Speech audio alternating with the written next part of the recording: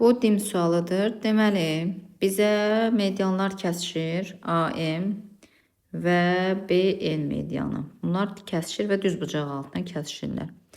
CK-nı 10 verib. Buranı 10 veribsə, onda bunu biz uzatsa, bu da medianı. Bura 5 olacaq. Çünki medianlar təpə nöqtədən başlayaraq 2-1 nisbətində bölünürlər. BN-i 9 verib. Buranı ümumi 9 verib.